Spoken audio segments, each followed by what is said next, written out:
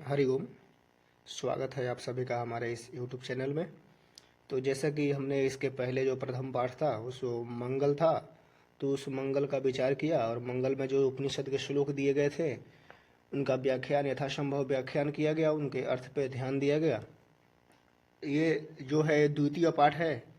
तो द्वितीय पाठ, ये जो दूसरा पाठ है ये पाटलिपुत्र के वैभव को बता रहा है। पाटलिपुत्र मतलब जो बिहार की राजधानी है, जिसको आज हम पटना के नाम से जानते हैं, उसका पहले नाम पाटलिपुत्र हुआ करता था और इसका इतिहास बहुत पुराना रहा है। जैसे जो मौर्य साम्राज्य हुआ उस समय का इसका इतिहास रहा है, उस समय ये राजधानी रही है। बहुत से इतिहास में शासकों ने पाटलिपुत्र को अपनी राजधानी के रूप में रखा था। ठीक है, तो इस पाटलिपुत्र के वैभव यानी उसका जो विस्तार है, उसके बारे में जो विवरण है, जानकारी है, उसके बारे में इस पाठ में चर्चा किया जाएगा। ठीक, तो ऊपर जो संक्षिप्त परिचय यहाँ दिया जा रहा है कि पाठ का जो संक्षिप्त परिचय है, ये परिचय होता है कि पाठ के अंदर क्या है, कौन सी विषय है, किस विषय के बारे में आगे बताया जाएगा, उसके बारे में संक्षिप्त एक प्रकार का समझिए इंट्रोडक्शन जिसको बोलते हैं परिचय, वो परिचय होता है। ठीक है, तो परिचय में क्या है, बोल रहे हैं कि बिहार राज्यस्य यानी बिहार राज्य का, बिहार राज्य से मतलब बिहार राज्य का राजधानी नगरम, राजधानी नगर यानी बिहार किसी राज्य की, देश की एक राजधानी होती है जहाँ से शासन व्यवस्था को सुचारू रूप से चलाया जाता है। तो वो केंद्र होता है शासन का। ठीक है, उसको राजधानी बोलते हैं। तो बिहार राज्य से यानी बिहार राज्य की राजधानी क्या है, तो पाटलिपुत्रम।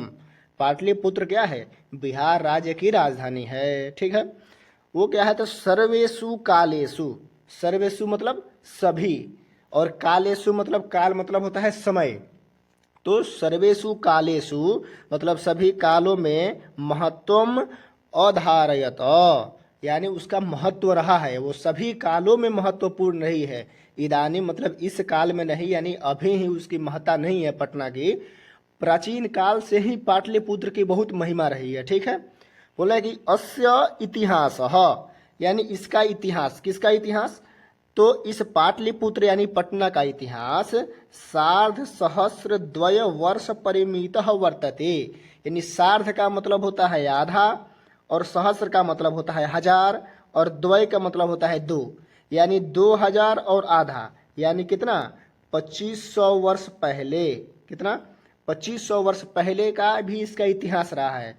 इसका इतिहास आज का ना होकर के 2500 वर्ष पहले का है, यानी सार्ध सहस्र द्वय, सार्ध मतलब आधा, 1/2, और सहस्र मतलब होता है हजार, और उसके बाद में द्वय का मतलब होता है दो, यानी 2 इंटू, तो ये 2000 हो जाएगा, और इसका 1000 का 2, 500 वर्ष। ठीक है, तो ये 2500 वर्ष हो जाएगा। ठीक है, तो 2500 वर्ष पुराना परिमित इसका इतिहास रहा है। क्या है, तो बोल रहे हैं कि अत्र मतलब यहाँ, यानी कहाँ, तो पाटलिपुत्र में धार्मिक क्षेत्रम, राजनीति क्षेत्रम, उद्योग क्षेत्रम च विशेषेण ध्यानाकर्षकम, यानी बता रहे हैं कि पाटलिपुत्र में क्या क्या है, तो पाटलिपुत्र में बता रहे हैं कि धार्मिक क्षेत्र है। धर्म मतलब जहाँ पूजा पाठ अर्चना उपासना इत्यादि कार्य होते हैं, वो धार्मिक स्थल भी है। और क्या है, राजनीति क्षेत्र भी है, वहाँ पे राजनीति भी होती है, यानी शासन व्यवस्था भी वहाँ पे है, यानी शासन का केंद्र है पाटलिपुत्र, आज भी रहा है और इतिहास में भी रहा है। ठीक है,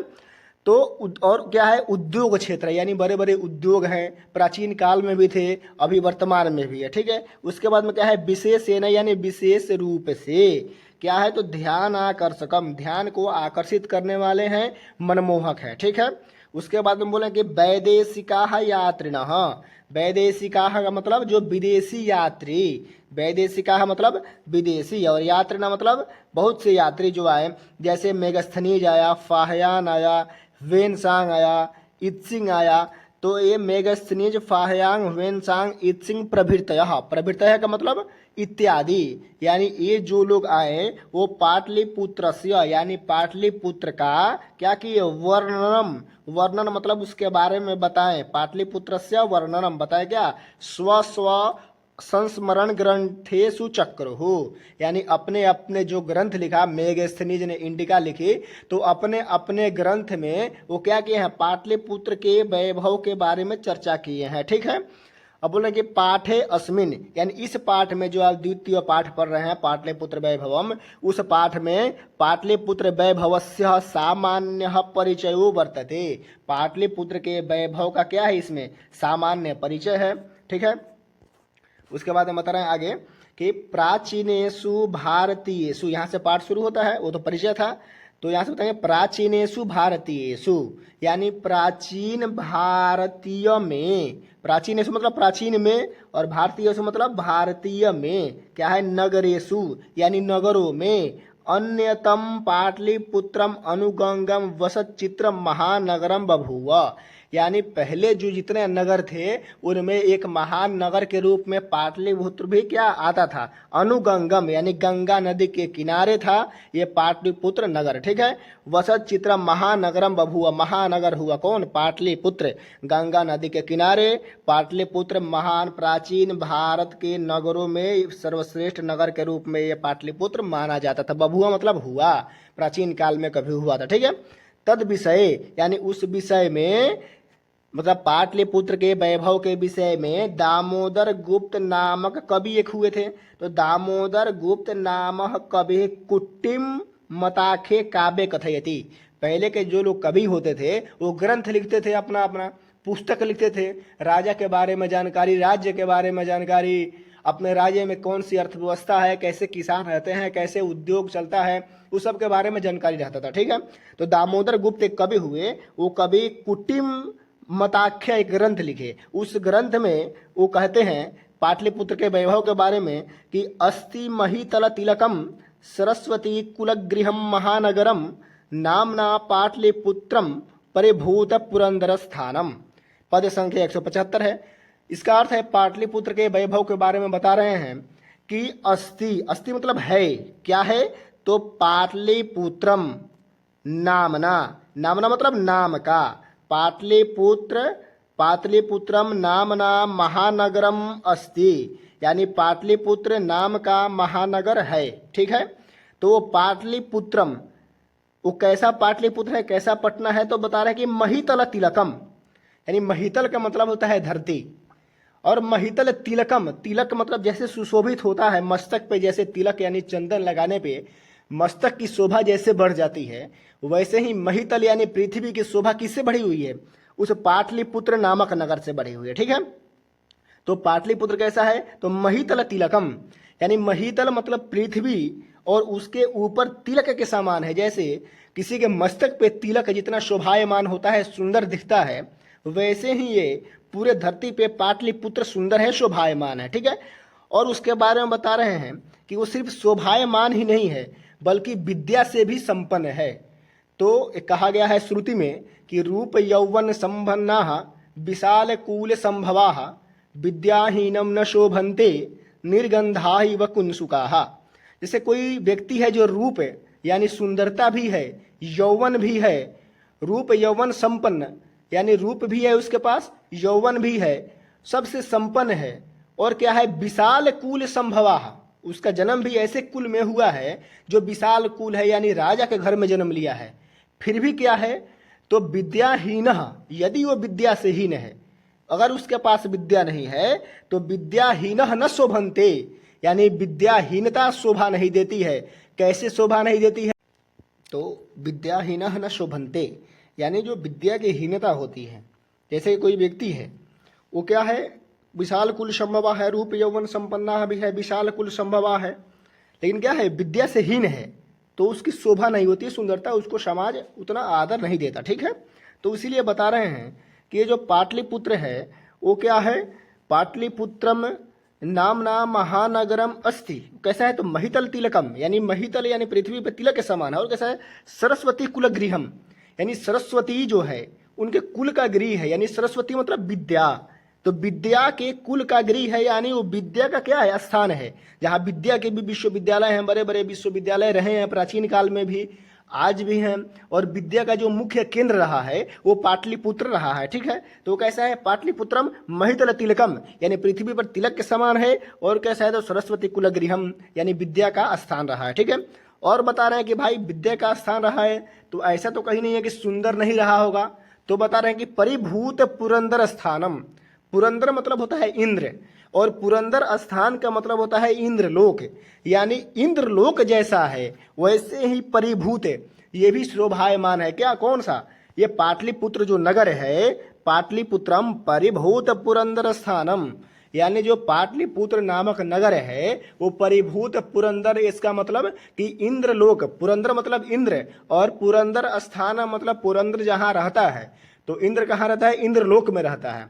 तो पुरंदर स्थान परिभूत मतलब पुरंदर स्थान मतलब इंद्रलोक के समान ये पाटलिपुत्र है। ठीक है, तो इस पद्य में, इस श्लोक में पाटलिपुत्र नगर का वैभव की चर्चा की गई है। ठीक है, इसके अग्रिम में देखते हैं, अब इसके बाद में कथानक है। ठीक है, कहानी है, सुनिए, इसको समझिए। देखिए, इतिहासे मतलब इतिहास में, ठीक है, इतिहास मतलब इतिहास में, श्रूयते सुना जाता है। क्या सुना जाता है? तो यत यानी जो, इतिहास में श्रूयते यत यानी इतिहास में सुना जाता है। क्या? तो गंगा या तीरे यानी गंगा के तीर यानी तट पे क्या है? तो बुद्ध काले यानी गौतम बुद्ध के काल में पाटलिग्राम स्थित आसित, यानी पाटलिग्राम नामक कोई स्थान स्थित था, यानी कोई ऐसा जगह था जिसका नाम क्या था? पाटलिग्राम। ठीक है, यत्र च और जहां, क्या? यत मतलब जहां, भगवान बुद्ध बहुकृत्व समागतः, यानी गौतम बुद्ध जो हुए वो बहुकृत्व का मतलब बहुत बार क्या हुए? तो समागतः आए थे यहाँ पे, कहाँ? पाटलिपुत्र में। ठीक है, और बताने के क्या? तेन कथितम आसित कहा गया है। क्या? तो तेन मतलब उनके द्वारा, बुद्ध के द्वारा कहा गया है, कथितम आसित क्या कहा गया? कि यद ग्रामो अयम महानगरम भविष्यति, ये जो गांव है वो महानगर होगा। ठीक है, ये बहुत बड़ा नगर उनके द्वारा भविष्यवाणी किया गया कि ये जो महानगर है, कौन सा? पाटलिग्राम नामक महानगर है, वो क्या होगा? महानगरम भविष्यति, यानी महानगर होगा भविष्य में। भविष्यति ये क्या है? ये भविष्यत काल का प्रयोग है, मतलब भविष्यति मतलब होगा। किंतु, किंतु करें क्या होगा? तो कलहस्य यानी कलह यानी लड़ाई झगड़ा, राजनीति में क्या होते हैं? भ्रष्टाचार का आ जाना, ये सब कला है। और अग्निदाहस्य, अग्निदाह मतलब आग लग जाना। प्राचीन काल में जैसे झोपड़ी जो घर होता था वो घास फूस की बनाई जाती थी, तो राजा का घर एक महल का होता था, बाकी जो प्रजा है उनका घर लकड़ी का, मिट्टी का, इस सब का घर होता था। ठीक है, तो बता रहे हैं कि जो प्राचीन काल में वो महानगर तो होगा, लेकिन क्या होगा? कलह रहेगा उसमें। और क्या रहेगा? अग्निदाह, यानी अग्निदाह मतलब जो अग्नि मतलब होता है आग, और दाह मतलब जलना। ठीक है, अग्निदाह का। और क्या चीज का दिक्कत वहां पे होगा? क्या चीज का प्रॉब्लम होगा? तो बता रहे हैं कि जलपूरस्या यानी बाढ़ की समस्या होगी। ठीक है, जलपूर का मतलब हो जाना कि जल यानी पानी से भर जाना, यानी बाढ़ आ जाना। ठीक है, च भयात उस भय से, भयात मतलब भय से, सर्वदा अक्रांतम भविष्यति, सर्वदा अक्रांत होगा यानी तप्त होगा, यानी उसको दुख होगा। यानी पाटलिपुत्र, पाटलिग्राम नामक जो नगर है वो महान तो होगा, महानगरम भविष्यति महानगर हो जाएगा, किंतु कलहस्य अग्निदाहस्य, कलह और अग्निदाह से, और जलपूरस यानी बाढ़ के भय से, भयात मतलब भय से, सर्वदा यानी हमेशा अक्रांतम भविष्यति अक्रांत रहेगा, यानी सताता हुआ रहेगा, सत्ता हुआ रहेगा। ठीक है, उसके बाद कालांतरेण, कालांतर यानी काल, कुछ काल के बाद में, यानी कुछ समय के बाद में, कालांतर मतलब कुछ समय के बाद में, पाटलिग्राम एव पाटलिपुत्रम इति कथितः, कुछ समय बाद में समय बीतता गया और उस पाटलिग्राम का नाम क्या हो गया? पाटलिपुत्र हो गया। ठीक है, तो कालांतरेण या काल के बीत जाने पे, कुछ समय बीत जाने पे, पाटलिग्राम एव, पाटलिग्राम ही, एव मतलब ही, पाटलिपुत्रम इति कथितः, पाटलिपुत्र कहा जाने लगा। ठीक है, उसके बाद हम बता रहे हैं कि चंद्रगुप्त मौर्यस्य, चंद्रगुप्त मौर्य जो हुआ वो शासक हुआ मौर्य वंश का, तो वो काले यानी चंद्रगुप्त मौर्य के काल में क्या हुआ? अस्य नगरस्य शोभा रक्षा व्यवस्था च अति उत्कृष्टा आसीत। ठीक है, तो चंद्रगुप्त मौर्य के काल में इस महानगर यानी पाटलिपुत्र का शोभा यानी शोभा, सुंदरता, और रक्षा व्यवस्था जो सैनिकों की रक्षा व्यवस्था है वो अति उत्कृष्ट आसित, यानी बहुत उत्कृष्ट हो गया, उत्पन्न हो गया, बहुत अच्छी व्यवस्था थी उस समय में। किसके काल में? चंद्रगुप्त मौर्य के काल में पाटलिपुत्र की व्यवस्था, शासन व्यवस्था, वहां के प्रजा की स्थिति बहुत अच्छी थी। ठीक है, उसके बाद में ये कैसा कहाँ मिलता है, तो यूनान का राजदूत जो मेगस्थनीज था वो आया था स्वसंस्मरणेषु निरूपयति।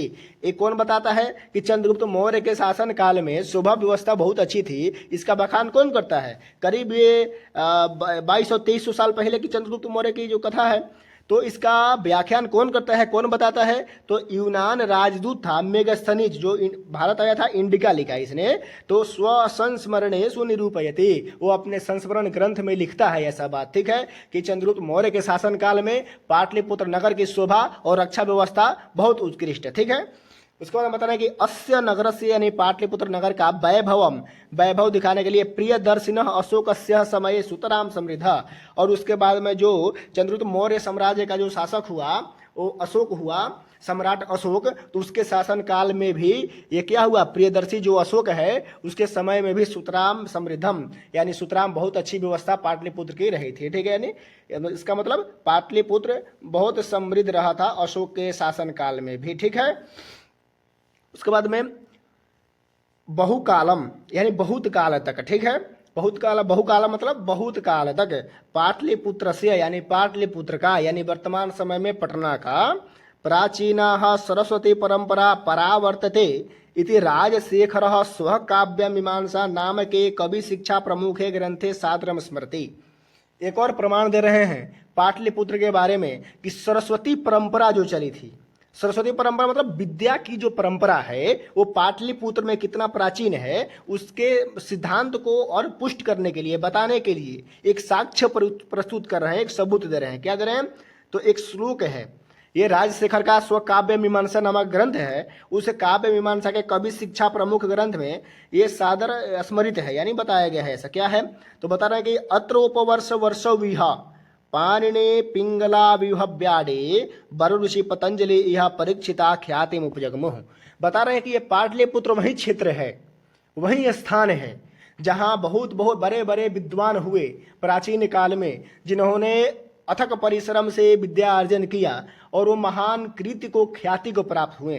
तो बता रहे हैं कि अत्र उपवर्ष वर्षो विहा, अत्र उपवर्ष मतलब भारतवर्ष यानी ये पाटलिपुत्र के अंदर, ये भारत के अंदर ये पाटलिपुत्र, तो पाटलिपुत्र में अत उपवर्ष वर्षौ विहा यानी वहां तक वर्षों काल कितना सैकड़ों वर्ष बीत गया और उस समय भी ये पाटलिपुत्र विद्या के लिए सुप्रसिद्ध और समृद्ध जाना गया था। तो कौन कौन थे यहाँ पे, तो बोल रहे हैं पाणिनि जो संस्कृत व्याकरण के, जो हम लोग व्याकरण पढ़ते हैं तो संस्कृत व्याकरण के जो जन्मदाता माने जाते हैं पांडे जी, इन्होंने 4000 सूत्रों में लगभग 3996 सूत्रों में व्याकरण के संपूर्ण सिद्धांतों को प्रतिपादित किया। इन ग्रंथ का नाम अष्टाध्यायी है जो 8 अध्यायों में और 4 पादों में यानी कुल 32 पाद में बटा हुआ है, ठीक है। तो ये पाणिनि हुए और पिंगलाचार्य हुए, ठीक है। तो पाणिनि पिंगला यह ब्याडी और ब्याडी भी हुए, इन्होंने भी सूत्र लिखा। ये सब महान महापुरुष हुए जिन्होंने सिद्धांतों को प्रतिपादन करने के लिए सूत्र लिखा, ठीक है।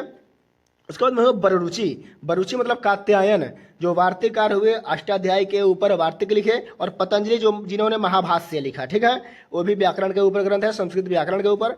और बोलेंगे परीक्षित भी हुए, राजा परीक्षित भी हुए, इन्होंने ज्ञान की प्राप्ति की, जो ज्ञानी लोग हैं उनकी चर्चा की जा रही है, ठीक है। तो अत्र उपवर्ष विहा यानी ये वही स्थान है, पाटलिपुत्र वही स्थान है जहाँ पाणिनि पिंगल यह ब्याडी यानी पाणिनि ने, पिंगलाचार्य ने, ब्याडी ने, बररुचि ने, पतंजलि ने, परीक्षित ने क्या किया, तो ख्याति यानी ख्याति प्राप्त किया, यानी विद्या प्राप्त करके ख्याति प्राप्त किया, उपजगमुह यानी प्राप्त किया, ठीक है। तो अत्र वर्षो विहा मतलब ये वही उपवर्ष है, वही स्थान है जहाँ पाणिनि पिंगल ब्याडी बररुचि पतंजलि परीक्षित इत्यादि ने विद्या अर्जन करके क्या किया, ख्याति प्राप्त किया, ठीक है।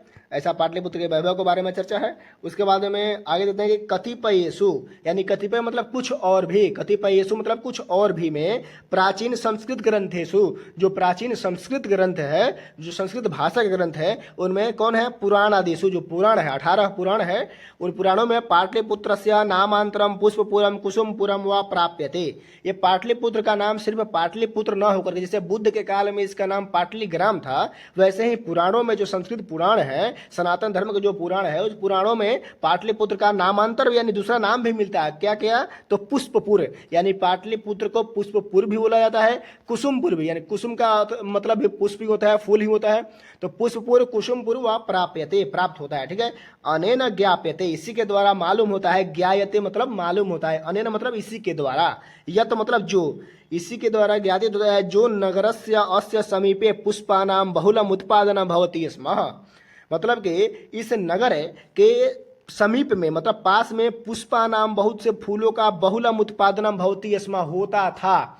यानी कुसुमपुर नाम कब होगा? जब वहां पे कुसुम होगा, फूल होगा। जैसे मान लीजिए किसी का नाम राम रख दे, राम रख दे, उसके पास कोई मर्यादा ही नहीं हो, तो नाम का हीनता हो गया ना। नाम का नाम अनुरूप उसका कर्म नहीं हुआ, उसका आचरण नाम के अनुरूप नहीं। जिसका किसी का नाम राजा हो गया और उसके पास 2 रुपया नहीं है, तो ऐसा नहीं होता है। जो लोक में होता है, हम लोग के दृष्टि में जो होता है, जिसका आचरण रहता है वैसा नाम रखते हैं। तो कुसुमपुर उसका नाम है, पुष्पपुर नाम है, तो उसमें पुष्प रहना चाहिए। तो इसी के द्वारा ज्ञापित होता है कि पाटलिपुत्र कभी ऐसा रहा होगा जिसमें पुष्पानाम बहुलम उत्पादनम भवति स्म, यानी फूलों का बहुत उत्पादन होता था वहां पे। ठीक है, उसके बाद मतलब पाटलिपुत्रम इति शब्दों अपि पाटल पुष्पानाम पुत्तलिक रचनामाश्रित्य प्रचलितः। बता रहे हैं कि पाटलिपुत्र जो नाम बना वो कहां से आ गया भाई? पाटलिपुत्र नाम कैसे पड़ा? जैसे कुसुमपुर पड़ा, कुसुम होता था, फूल होता था, इसीलिए कुसुमपुर हो गया। तो पाटलिपुत्र कैसे हो गया? तो बता रहे हैं कि पाटल पुष्पा नाम, पाटल नाम का फूल होता है। ठीक है, तो पाटल पुष्पा नाम पुत्तलिक का रचनाम आश्रित्य प्रचलित, यानी पुत्तलिक बनाया जाता पाटल पुष्प से। ठीक है, पुत्तलिक यानी पुत्तला ऐसा बनाया जाता, कुछ मूर्ति टाइप का बनाया जाता था, तो पाटल पुष्प से बनाया जाता था। ठीक है, तो उसी पाटल पुष्प के स्थान पे पाटल पुष्प ज्यादा होता था, इसीलिए उसका नाम पाटलिपुत्र हो गया। ठीक है, समझ में आ गया? उसके बाद बता रहे हैं कि शरत काले नगरे अस्मिन कौमुदी महोत्सव इति महान समारोह गुप्त वंश शासन काले अतीव प्रचलित। और बता रहे हैं गुप्त का जो शासन काल आया उसमें भी चंद्रगुप्त हुए।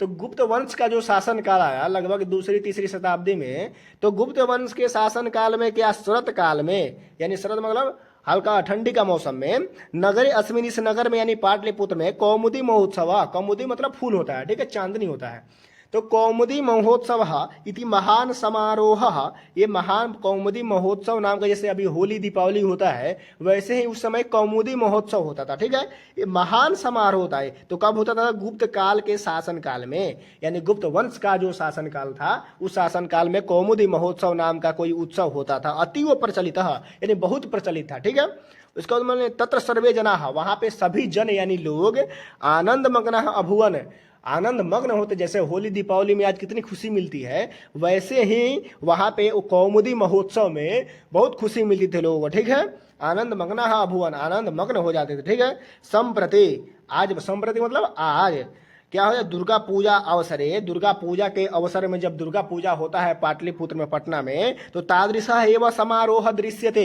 वैसे ही समारोह दिखता है। कैसे? जैसे कौमुदी महोत्सव प्राचीन काल में गुप्त वंश के शासन काल में होता था। ठीक है, उसके बाद में आगे आते हैं तो क्या है, काल चक्र वसात। काल चक्र का मतलब होता है काल यानी समय जो चलता जाता है। समय ही एक ऐसा चीज है जो स्थिर नहीं होता है कभी, समय कभी स्थिर होता ही नहीं। ठीक है, तो काल चक्र यानी जब समय चल रहा है उसके वसात यानी वश के कारण, काल चक्र के वसात यानी जितना सृष्टि में जो भी घटनाएं हो रही हैं वो सब काल के अधीन है। काल मतलब समय के अधीन है। तो काल चक्र वसात यद्यपि मध्यकाले पाटलिपुत्रम वर्ष सहस्र परिमितम जीर्णताम अनभूवत। बता रहे काल चक्र होने के कारण, जैसे 2500 साल पहले का इतिहास जो पाटलिपुत्र का हम बता रहे हैं, तो वो तो बहुत पुरानी बात हो गई। तो बहुत पुरानी बात हो गई तो काल चक्र के वश यानी पुराना हो जाने के कारण, यद्यपि मध्यकाल में जो मध्यकाल आया, तो मध्यकाल में पाटलिपुत्रम वर्ष सहस्रम परिमित जीर्णताम अनभूवत, यानी वर्ष सहस्र हजारों वर्ष बीत जाने के बाद, जैसे मध्यकाल 1200 ईस्वी से लगभग चालू होता है, तो 1200 ईस्वी से पहले इसका इतिहास लगा है करीब ईसा पूर्व 300 साल पहले का। तो वहां से हजारों वर्ष बीत गया, तो जीर्णा मतलब पुरानी हो गई है, पाटलिपुत्र पुराना हो गया। ठीक है, तो वर्ष सहस्रम परिमितम, वर्ष सहस्र यानी सहस्र मतलब हजार, यानी 1000 वर्ष लगभग बीत जाने के बाद जीर्णताम अनभूवत, यानी जीर्ण यानी पुरान हो गया। ठीक है, पाटलिपुत्र पुराना हो गया, वैभव थोड़ा समाप्त होने लगा, थोड़ा कम होने लगा। ठीक है, तो तस्य संकेतः, उसका संकेत अनेकेषु साहित्य ग्रंथेषु मुद्रा राक्षस इत्यादिषु लभ्यते, इसका संकेत कहाँ मिलता है? तो मुद्रा राक्षस नाम का एक ग्रंथ है विशाखा दत्त का, ठीक है। तो विशाखा दत्त का मुद्रा राक्षस नामक ग्रंथ है जो संस्कृत ग्रंथ है, इसमें उसका संकेत मिलता है कि जीर्ण को प्राप्त हो गया। कौन? पाटलिपुत्र। वर्ष 7 यानी 1000 वर्ष बीत जाने के बाद ये जीर्ण यानी पुराना होने लगा, ठीक है। बता रहा कि मुगल वंश काल है, जो मुगल वंश का काल आया करीब 1200 1300 1400 ईसा पूर्व के ईस्वी के आसपास, तो उसमें क्या हुआ? अस्य नगर से समुद्धार हो जाता, फिर से समुद्धार हो गया इसका, ठीक है। मध्यकाल में यद्यपि इसका थोड़ा जीर्णता आ गया था, जिसमें कमी आ गई थी, इसका शासन व्यवस्था थोड़ा ढीला हो गया था, लेकिन फिर भी मुगल वंश का काल जब आया तो इस नगर की क्या हो गया? समृद्धि हो गया।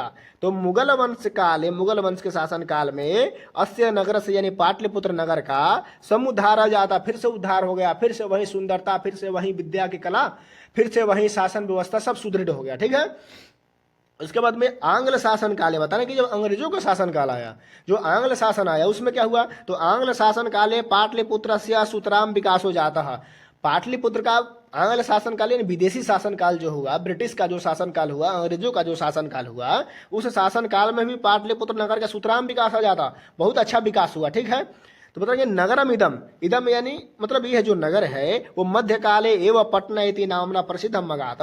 पर भाई कब इसका नाम पटना पड़ गया? पाटलिपुत्र, पाटले ग्राम रहा, उसके बाद में पाटलिपुत्र हुआ, कुसुमपुर हुआ, पुष्पपुर हुआ, उसके बाद में पाटलिपुत्र हुआ, तो पटना नाम कब पड़ गया भाई? तो ही बता रहे हैं कि नगरम इदम मध्यकाले, मध्यकाल जो हुआ 1200 1300 ईस्वी का जो समय रहा, उसी में इसका नाम पटना, पटना इति नामना यानी पटना इस नाम से प्रसिद्धि मगात यानी प्रसिद्धि हो गया, पटना कहा जाने लगा। पाटलिपुत्र नामक जो नगर था वो पटना के नाम से प्रसिद्ध हो गया। बता कि अयम च शब्द, ये शब्द पटना कहां से आया भाई?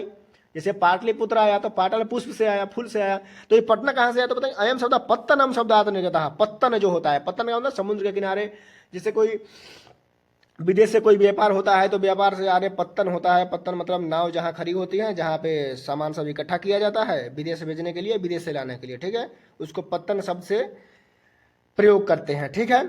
तो बता रहे हैं कि पत्तनम इति शब्दात निकटः, पत्तन शब्द से पटना आया, ठीक है। नगरस्य पालिका देवी पटन देवी अद्यापि पूज्यते, यानी नगर की जो पालिका देवी होती है, नगर की नगर देवी होती है, जो नगर की रक्षा करती है। सनातन संस्कृति में ऐसा माना जाता है कि कोई भी स्थान है उसकी रक्षा करने के लिए कोई देवी होती है, कोई देवता होते हैं, ठीक है। तो उसको नगर देवी या नगर देवता कहा जाता है। तो पाटलिपुत्र यानी पटना का नगर देवी कौन है? तो पटन देवी है, जिसकी पूजा अद्यापि मतलब आज भी क्या है? पूज्यते, जो पूजी जाती है। कौन? पटन देवी आज भी जो पूजी जाती है, ठीक है। उसके बाद बताएंगे, उसके बाद में बता रहे हैं कि जैसे कि संप्रति मतलब आज क्या है? तो पाटलिपुत्रम पटना नाम इति नगरम, यानी पाटलिपुत्र जो पटना नाम का नगर है अति विशालम वर्तते, आज भी बहुत विशाल है, ठीक है। तो बताएंगे बिहार से राजधानी चासी, और बिहार की क्या है? वो राजधानी है। और अनुदिनम नगर से विस्तारा होती, अनुदिन मतलब दिन प्रतिदिन, यानी आज इतना है कल उतना हुआ, तो विस्तार नगर से विस्तारम भवती होता जा रहा है, ठीक है। अस्य उत्तरस्य आदि से गंगा नदी प्रभते, यानी इसके उत्तर दिशा में, अस्य मतलब पाटलिपुत्र नगर के उत्तरस्याम दिशि यानी उत्तर दिशा में गंगा नदी प्रवहती, यानी गंगा नदी बहती है, ठीक है। तस्याह मतलब उस नदी के ऊपरी यानी ऊपर क्या है? तो गांधी सेतु नामक एशिया महादेशस्य दीर्घतम सेतु है। क्या है? तो उस नदी के ऊपर गांधी सेतु नाम का, एशिया महादेश में लगभग 50 देश हैं, तो उसी में एशिया महादेश के दीर्घतम सबसे बड़ा सेतु कौन है? वही है गांधी सेतु, जो गंगा नदी के ऊपर है, ठीक है। तो किंच रेलयान सेतुरपि निर्मीयमानो वर्तते, वो सिर्फ सेतु ही नहीं है, उस पर रेलगाड़ी यानी ट्रेन भी चलती है, ठीक है। तो सेतु किंच रेलयान सेतुरपि निर्मीयमानो वर्तते, रेलयान सेतु भी बनाया गया है, ठीक है। अब बता रहे कि नगरे अस्मिन उत्कृष्ट संग्रहालय, उस नगर में क्या क्या है आज के समय में? तो बता रहे हैं कि संग्रहालय है, ठीक है। प्राचीन काल का जो पुस्तक हो गया, कोई दर्शनीय चीज हो गई, वस्तु हो गई, उसको रखा गया है संग्रहालय में, ठीक है। और क्या है? तो उच्च न्यायालय है, हाई कोर्ट है, सचिवालय है, गोलगृह है, तारामंडल है, जैविक उद्यान है, सब जगह का नाम है। वहाँ पे घूमने वाला जो पर्यटक स्थान है, जो पर्यटन करने का स्थान है, उस स्थान के बारे में बता रहा है कि जैविक गोलगृह है, तारामंडल है, जैविक उद्यान है, मौर्यकालिक अवशेष जो बचा गया है, जो मौर्य काल में अवशेष था, चंद्रगुप्त मौर्य का, अशोक का, सब अवशेष है। उसके बाद महावीर मंदिर है, जो बहुत प्रसिद्ध मंदिर है, जो स्टेशन के बगल में है। तो इति दर्शनीयाः सन्ति, ये दर्शनीय स्थल है, इनको देखने योग्य है। दर्शनीय का मतलब देखने योग्य है, ठीक है।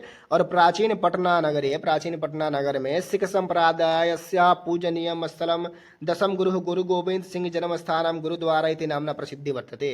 तो देखिए प्राचीन पटना नगर में सिख संप्रदाय जो सिख धर्म है उसका पूजनीय स्थल है, ठीक है। प्राचीन नगर में पटना नगर में क्या है, प्राचीन पटना नगर में क्या हुआ था, सिख संप्रदाय के जो पूजनीय स्थल है, दशम गुरु जो गोविंद सिंह हुए, गुरु गोविंद सिंह, उनका जन्म स्थान कहाँ है, तो जन्म स्थान के नाम पे गुरुद्वारा इति नामना प्रसिद्धि वर्तते। जहाँ उसका जन्म हुआ था उनके याद में गुरु क्या बनाया गया है, वहाँ पे गुरुद्वारा बनाया गया, ठीक है। तो सिख को गुरुद्वारा, जैसे हिंदुओं में हम लोग में मंदिर होता है, वैसे सिख में गुरुद्वारा होता है। तो गुरुद्वारा उनका पूजनीय स्थल होता है। तो प्राचीन पटना नगर में सिख संप्रदाय के जो गुरु हुए, गुरु गोविंद सिंह 10वें गुरु हुए, उनका जन्म स्थान कहाँ हुआ, पटना में ही, तो उनके नाम पे गुरुद्वारा बनाया गया, ठीक है।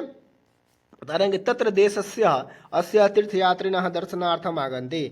यहाँ देशस्य अस्य पूरे देश के तीर्थयात्री, मतलब जो घूमने वाले हैं, जो सिख संप्रदाय को मानने वाले हैं, उनके लिए तो वो तीर्थ हुआ। जैसे हिंदू धर्म मानने वालों के लिए मंदिर तीर्थ होता है, वैसे ही सिख धर्म मानने वालों के लिए गुरुद्वारा तीर्थ होता है।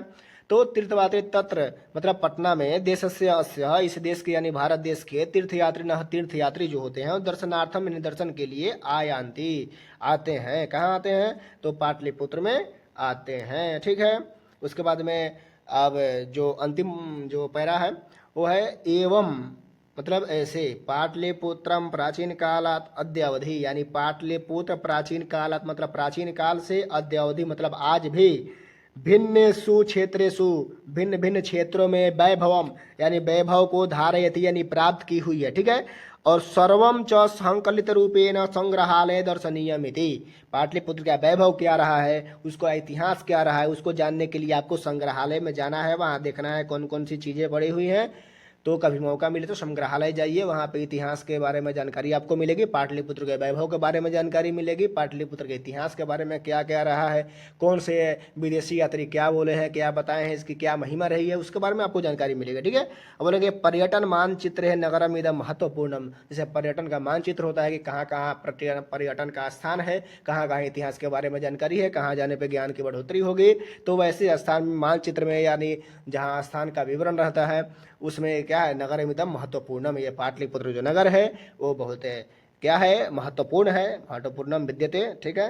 तो इस प्रकार ये दूसरा पाठ भी समाप्त हुआ। और ये जो शब्दार्थ दिया गया है यहाँ से आप याद कर सकते हैं, शब्दार्थ और संधि विच्छेद यहाँ से देख सकते हैं आप, पुस्तक में दिया गया है, ये पुस्तक का ही PDF लगाया गया है। तो यहाँ पे प्रकृति प्रत्यय का विभाग है, सब देख सकते हैं आप। जब फिर अगले व्याख्यान में अगर हम देखेंगे, ये सब जब पूरे पाठ जब हो जाएंगे उसके बाद में इसको बोलते हैं क्या बोलते हैं कि इसका जो व्याकरण है उसको पढ़ाया जाएगा। व्याकरण में समास हो गए, संधि हो गए, कारक हो गए, इन सबको विस्तृत तरीके से पढ़ाया जाएगा, ठीक है। तब तक के लिए आप सबको नमस्कार, नमो नमः।